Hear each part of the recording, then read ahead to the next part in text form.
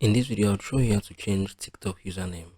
Ensure you subscribe and turn on the bell notification for lots of educational guides and content like this. Now, let's say for some reasons, right, you want to change your TikTok username. Maybe you want to get started with a new brand, a new plan, or a new idea. What you're going to do right now, if you're logged into your TikTok, right, you're going to head over to your profile, right? On your profile, you're going to click on this edit profile.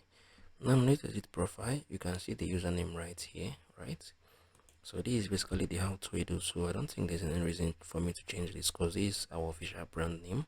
So for those of you watching, this is how you can do that, right?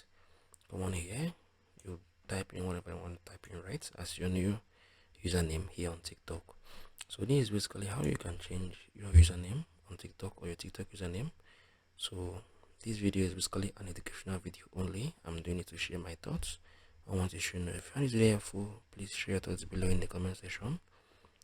Thank you guys for watching through. I'm gonna see you guys in the very next one.